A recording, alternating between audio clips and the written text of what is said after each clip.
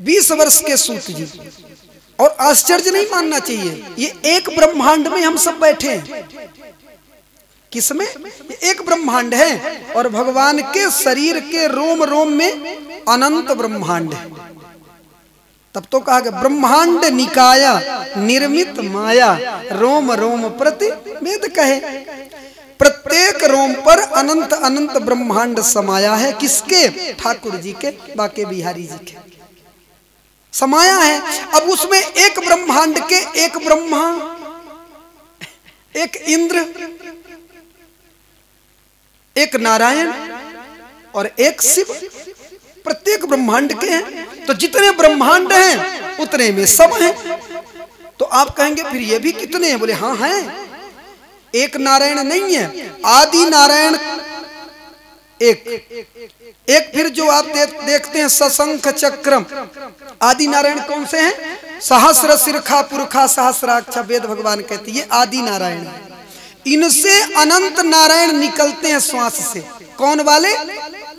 सशंख चक्रम सकरीट कुंडलम वाले अनेक निकलते हैं। और एक नारायण कौन है? प्रेम नारायण जिसको कहा गया है। ये उपनिषदों में वर्णन आता है प्रेम नारायण का। तो शास्त्रों के अनुसार 3 नारायण के रूप में बताए गए।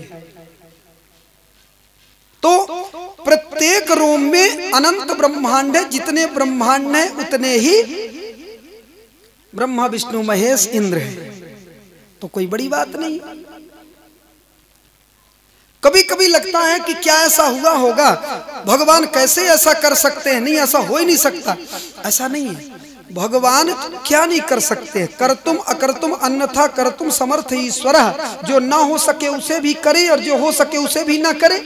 निज इच्छा निर्मित तनु माया गुण गोपाल।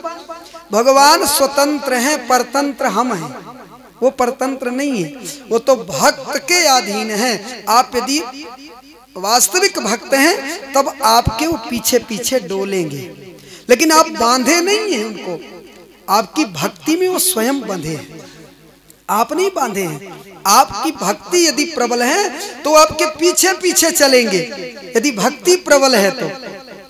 अच्छा ये बताओ, सहज सी बात समझ लो, गुप्ता जी ने आपको इनवाइट किया, मान लो इनवाइट ही किया ना, 1 बार 2 बार 3 बार 5 बार 10 बार, तो आप उनके इनवाइट में आ गए हैं।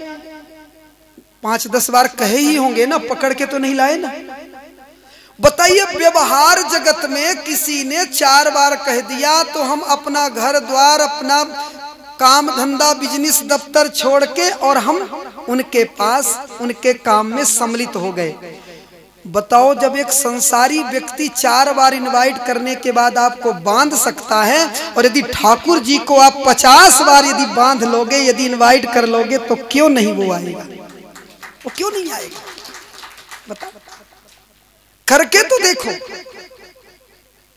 क्योंकि जब एक संसारी व्यक्ति को 5 बार में हम उसको प्रसन्न, अब देखो एक बात समझ लेना, पक्की बात, संसार वालों को मना लेना बड़ा कठिन है। यदि आपका कोई मित्र प्रेमी या आपके कहने पर 5 लोग भी इकट्ठा ये आपसे बात ठीक करते हैं, आपकी समझ लो हमारी अभी ठीक है संसार में। नहीं, हम भगवान को तो बांध सकते हैं लेकिन संसार वालों को नहीं बांध सकते। ये भगवान की कृपा है, ये भगवान की कृपा के बिना नहीं होता। क्योंकि भगवान तो सहज में मिलते हैं, पर संसार वाले सहज में नहीं मिलते, उनको बड़ा मनाना पड़ता है। भगवान को तो थोड़ी मना लो, इतने में भी भगवान प्रसन्न हो जाते हैं। उनको तो बहुत मनाना पड़ता है। संसार में सबके घर में, परिवार में, संसार में, अड़ोस पड़ोस, नाता रिश्ता, जहां भी आप देखें संबंध में बहुत मनाना पड़ता है। भगवान को तो थोड़ी से सुबह उठकर मना लो, शाम को मना लो, दोपहर को मना लो, इतने में प्रसन्न। हाँ, तो अनंत ब्रह्मांड भगवान में ही समाहित है, तो कोई बड़ी बात नहीं है। सूत जी पहुंचे, 88,000 ऋषि मुनि खड़े हो गए और खड़े होकर सबने निवेदन किया। क्या निवेदन करने लगे? महाराज,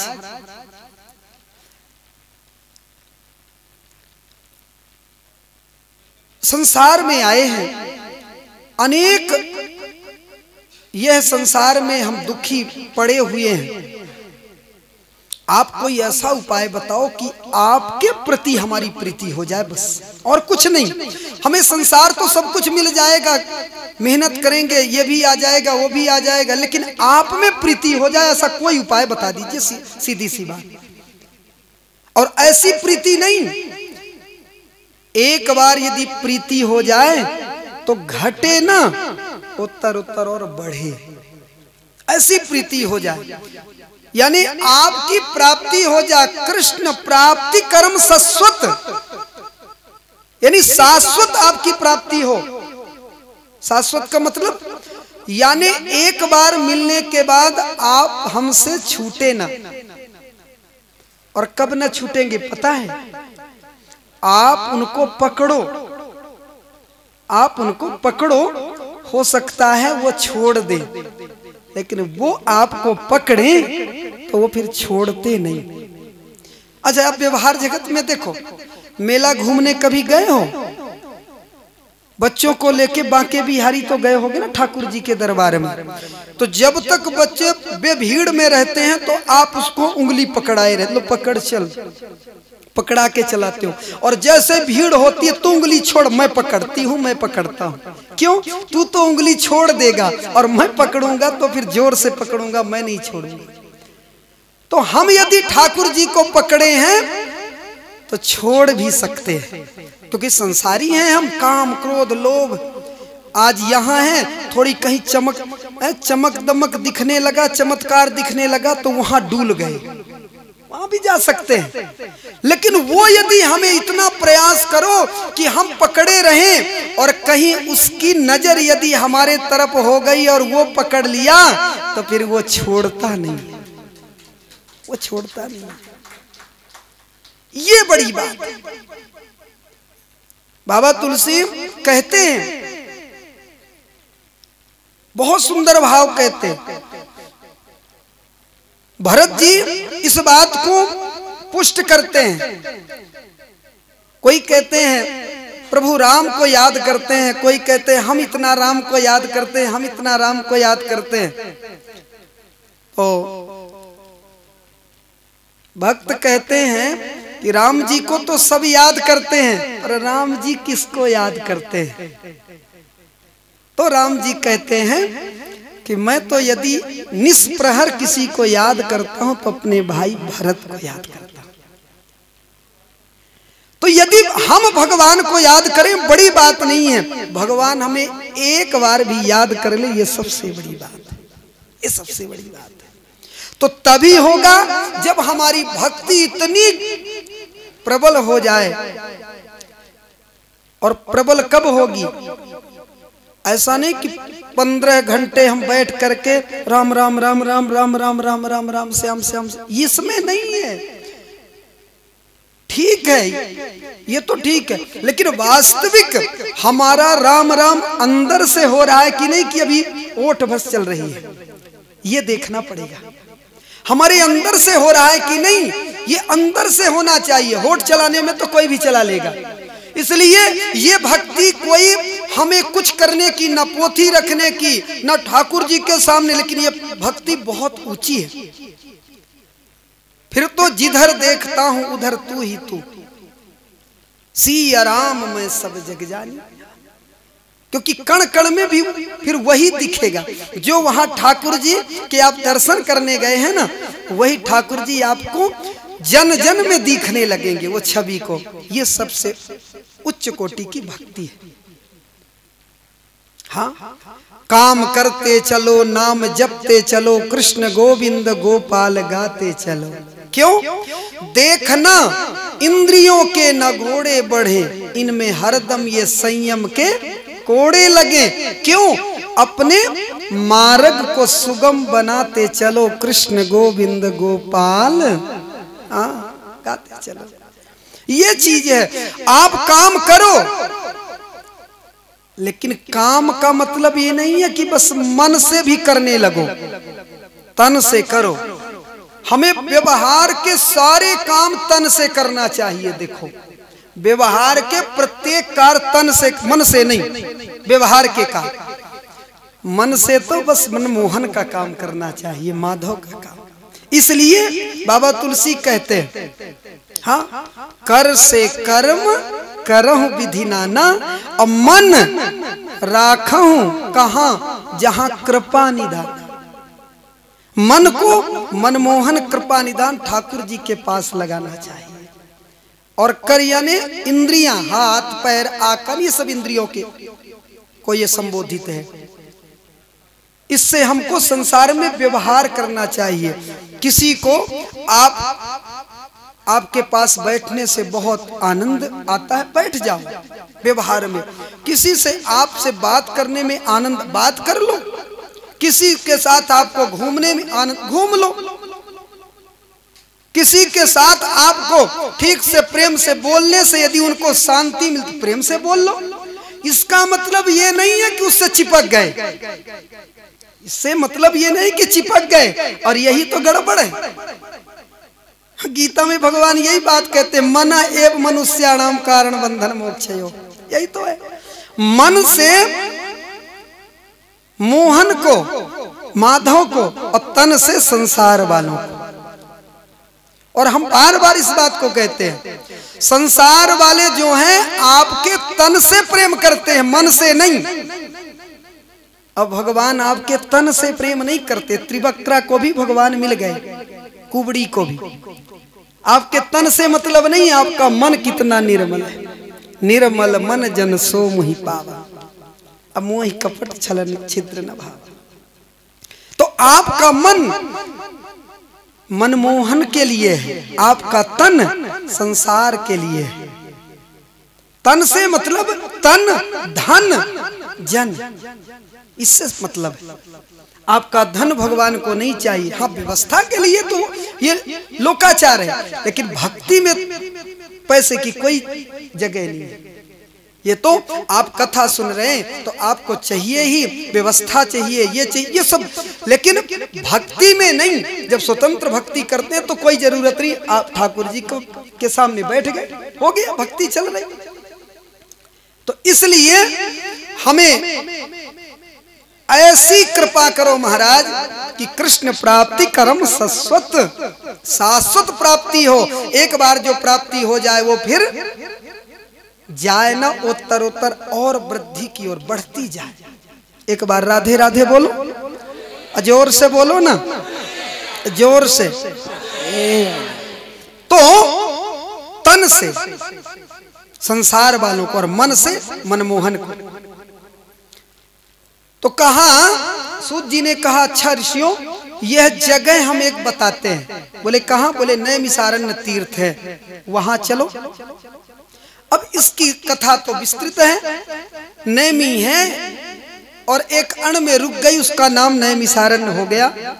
ब्रह्म कुंड है वहां, उसमें जो स्नान करते हैं वो पाप उसके धुलते हैं, शुद्ध बुद्ध हो जाता है। लेकिन जब हम भगवान की कथा में ही हम यदि सरोवर में डुबकी लगाते हैं तो भैया वो गंगा यमुना नर्मदा के भी संगम से डुबकी से ज्यादा महत्व इस कथा का बताया गया है।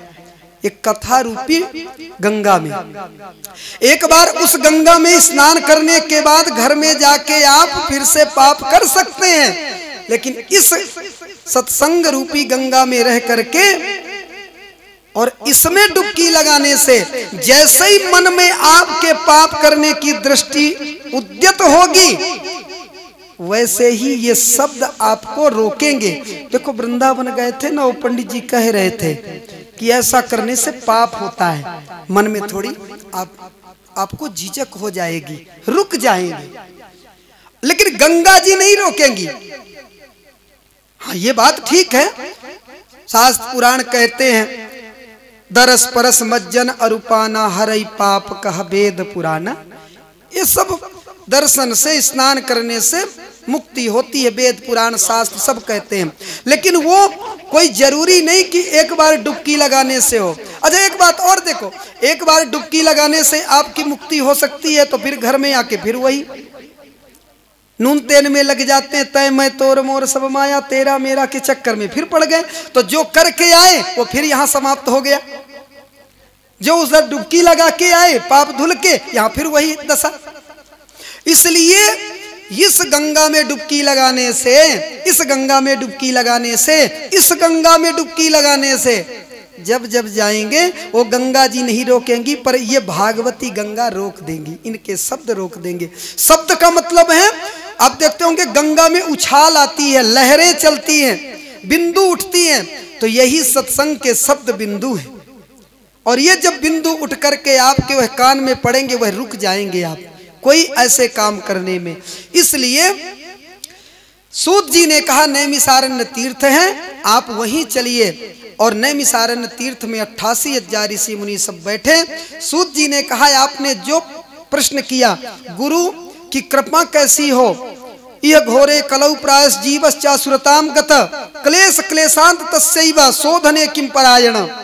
इस संसार घोर कलयुग में हमारी मुक्ति कैसी हो, गति कैसी हो, और गुरु कृपा कैसी हो। बोले गुरु कृपा से सब कुछ संभव है। देखो भैया, एक बार भगवान यदि रूठ जाएं तो चलेगा, कौन मनाएगा? बोले गुरु जी मना लेंगे। और यदि गुरु जी रूठ गए तो भगवान भी कहेंगे जाओ वहीं, हमें नहीं पता। इसलिए प्रभु रूठे तो ठौर है, गुरु रूठे नहीं ठौर।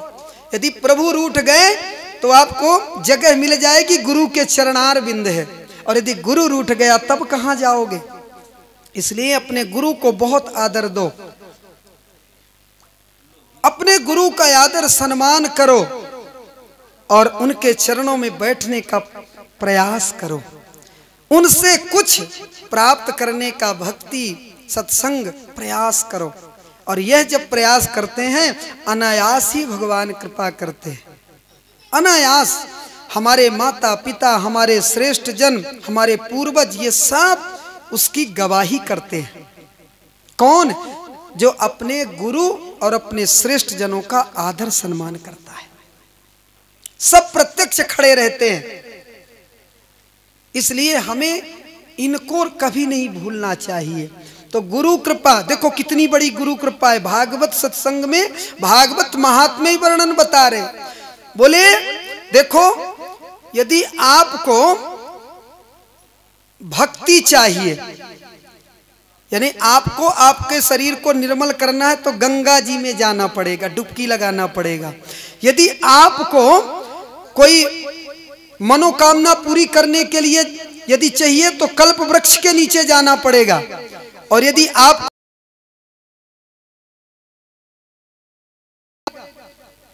और यदि ताप को समाप्त करना है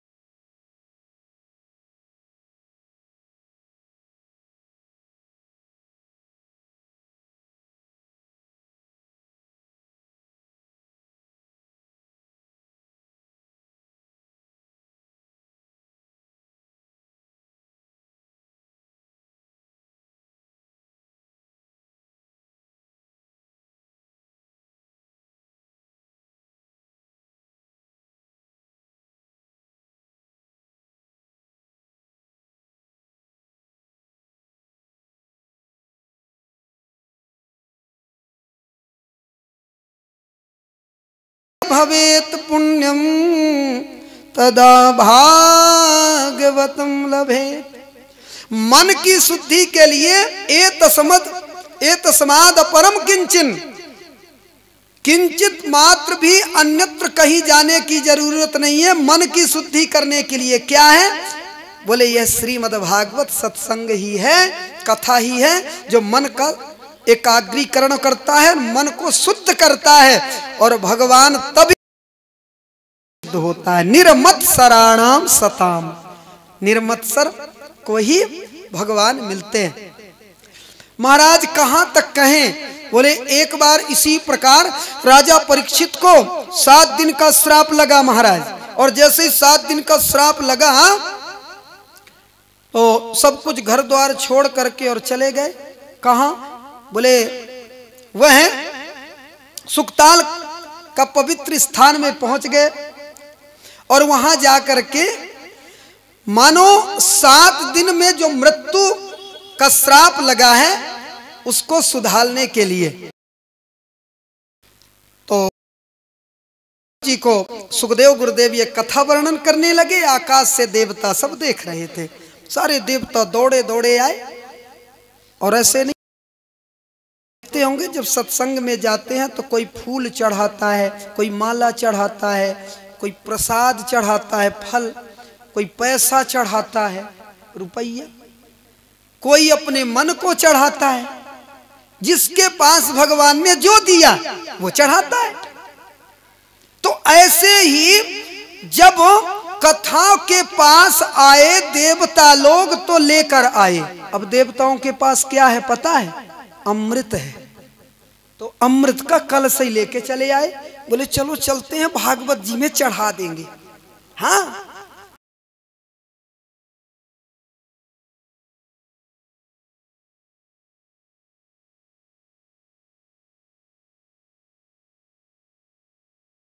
हमारे लिए नहीं, ये तो परीक्षित जी के लिए है।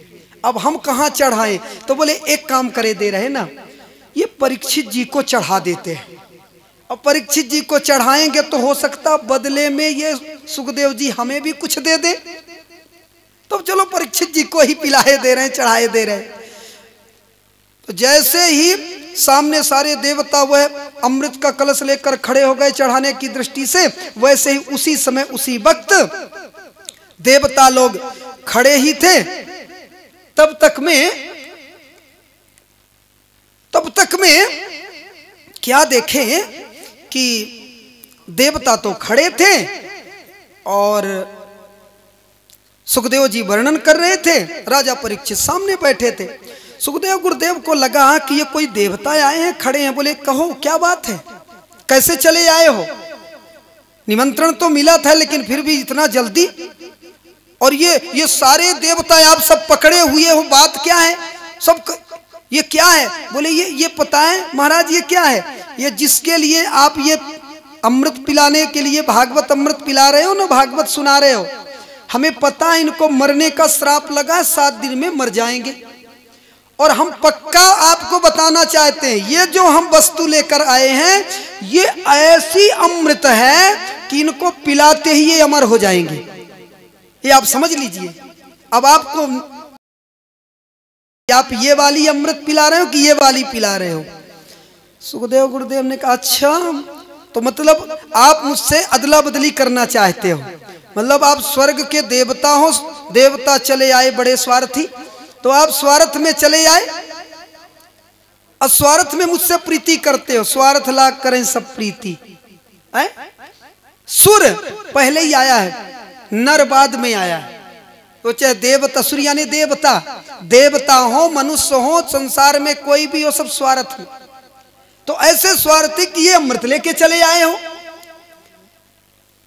और जैसे ही कहा नहीं महाराज, बात ये है ना कि ये वाला भागवत अमृत हमें पिला दीजिए और स्वर्ग के अमृत हम परीक्षित जी को पिलाए दे रहे हैं, बस इतनी सी बात है। बोले अदला बदली नहीं होती। कहाँ आप कांच लेके आए हो और कहाँ ये मणि है? क्व सुधा क्व कथालोके क्व कांचा क्व मणिर्महान। कहाँ ये सुधा अमृत और कहाँ वो कांच। उपमा दी, अंत में डांट लगाई, कहा रे देवता, यदि आप भाव से आके पीछे वाली या आगे वाली पंक्ति में बैठ जाते तो हम सहर्ष सुना देते, लेकिन आप तौलने के लिए आए हो इसलिए आपको नहीं मिलेगी। किसने कहा? सुखदेव जी ने। किसको? देवताओं को। यानी ये कथा इसी लोक में सुलभ है, परलोक में नहीं। वहां तो जो ये सुलभ होकर जो इकट्ठा करते हो वही वहां जाके मिलता है। हाँ, वहां सुलभ नहीं है देवताओं को भी। इसलिए आज यह घबरा करके देवता सब भागे, ब्रह्मा जी के साथ मिलकर तौलने लगे और समस्त मुक्ति के साधन एक पलड़े में रख दिया और एक तरफ भागवत जी को रख दिया। उठाया पलड़ा तो भागवत जी वाला नीचे ही रह गया, झुक गया। जिसमें वजन होगी वही झुकता है, अकड़ तो मुर्दे की पहचान है। हाँ, तो झुक गए। दौड़े दौड़े नारायण प्रभु से पूछा, प्रभु ऐसी ऐसी बात है क्या? वास्तविक ये भागवत जी सारे संसार से श्रेष्ठ है? बोले हाँ, क्योंकि सारे वेद पुराण शास्त्रों का निचोड़ सार ही है, ये तत्व है, इसलिए सबसे श्रेष्ठ है। तब कहा एक काम करो, इसके ऊपर तुलसी पत्ती रखो। तो तुलसी एक दल होता है, एक तुलसी पत्ती होती है। तो तुलसी दल को रखा, उठाया तो भागवत जी भी उठ गई। बोलिए भागवत भगवान की। देवताओं ने ये दृश्य को देखा, कहा तेने यम वांगमयी प्रतिमूर्ति प्रत्यक्ष कृष्ण एव ही। ये साक्षात कृष्ण का ही वांगमय स्वरूप है, ये कोई पोथी किताब नहीं है। इसलिए जिसके सामने आप बैठे हैं साक्षात बांके बिहारी ही विराजमान है। ऐसा हम भाव जब रखेंगे तभी हमें आनंद आएगा। इसी भाव को लेकर के ठाकुर जी को अर्पण। और आज इस अभी सत्र का विश्राम, भोजन करने के बाद फिर से पुनः बढ़िया आनंद लेंगे भजन और कथा का। 7 दिन कथा आप सब लोग आज से श्रवण करेंगे। अभी पहले सत्र, क्योंकि अब तैयारी उधर हो गई है, तो बस 2 बार भगवान का नाम लीजिए और फिर इसके बाद विश्राम।